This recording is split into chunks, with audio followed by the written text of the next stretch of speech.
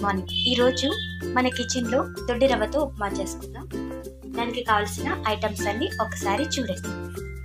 1 cup దొడ్డి రవ్వ, అలాగే ఉల్లిగడ్డ ముక్కలు, పచ్చిమిరపకాయ ముక్కలు, అలాగే టమాటా, అలాగే క్యారెట్, కరివేపాకు, జీడిపప్పు, శనగపప్పు, మినపప్పు, బ్లాక్ మినపప్పు, అలాగే కొద్దిగా జీలకర్ర, కొద్దిగా ఆవాలు, 1 ఎండుమిర్చి, అలాగే ఆయిల్, దొడ్డి రవ్వ వేయించుకోవడానికి కొద్దిగా నెయ్యి.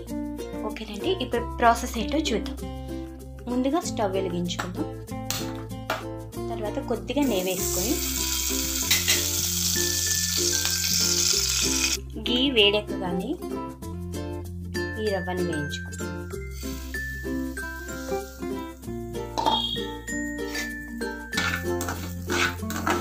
ఇలా సిమ్లీలో పెట్టుకుని వేయించుకోండి. ఇలా లో ఫ్లేమ్లో మాత్రమే వేయించుకోండి.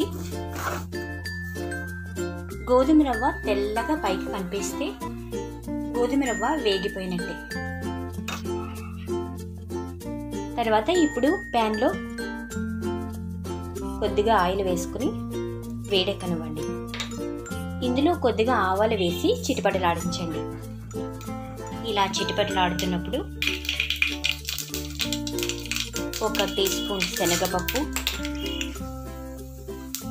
కొద్దిగా 1 ఎండుమిర్చి వేసి ఎర్రగా వేయించుకోండి. కొద్దిగా మినపప్పు, అలాగే బ్లాక్ మినపప్పు, కొద్దిగా జీలకర్ర వేసుకుని ఇలా ఫ్రై చేసుకోండి. దీనిలో కొద్దిగా కరివేపాకు వేసి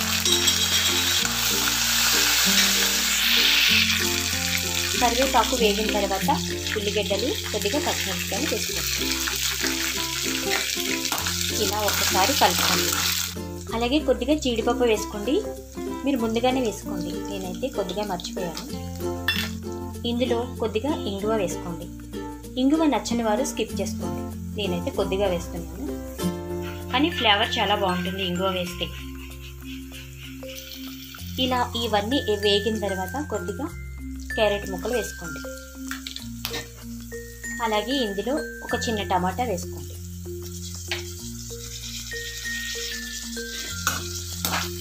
ఇందులో బఠానీ కూడా వేసుకోవచ్చు. నా దగ్గర అయితే బఠానీ లేవు కాబట్టి నేను వేయలేదు.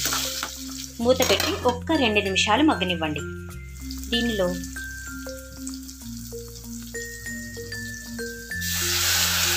ఒక 2.5 కప్పుల వాటర్ అయితే పోసుకోండి.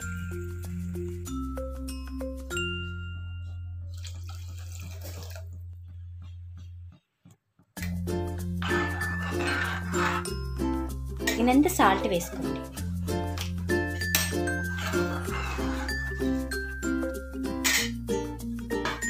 ఇలా మూత పెట్టి కాసేపు మరగనివ్వండి. ఇలా వాటర్ మరుగుతున్నప్పుడు మనం రవ్వని వేసుకుంటూ కలుపుకోండి. నేను ఒక చేతితో వీడియో తీస్తున్నాను కాబట్టి కొద్దిగా ఇలా వేసుకుంటూ బాగా కలుపుకోండి. కొంతమంది ఇందులో చింతపండు పులుసు కూడా వేసుకుంటారు. కొద్దిగా వేసుకుని అలాగే బెల్లం కూడా వేసుకుంటారు. ఆ టేస్ట్ డిఫరెంట్గా ఉంటుంది. స్టవ్ని మీడియం ఫ్లేమ్లోకి అడ్జస్ట్ చేసుకోండి. తర్వాత మూత పెట్టి కాసేపు ఉడకనివ్వండి.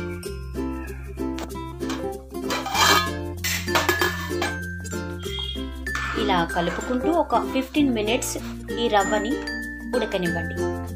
అది చూడండి, ఇది ఇలా కలుపుకోండి. ఒకసారి మూత తీసి చూద్దాం. చూడండి, పర్ఫెక్ట్గా ఉడికిపోయింది. దొడ్డి రవ్వ ఉప్మా అయితే రెడీ అయిపోయింది. ఇప్పుడు డిష్ అవుట్ చేసుకుందాం.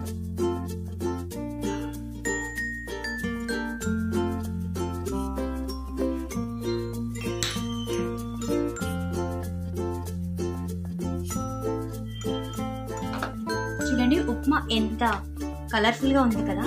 ఇప్పుడు దీన్ని మనం టేస్ట్ చేద్దాం.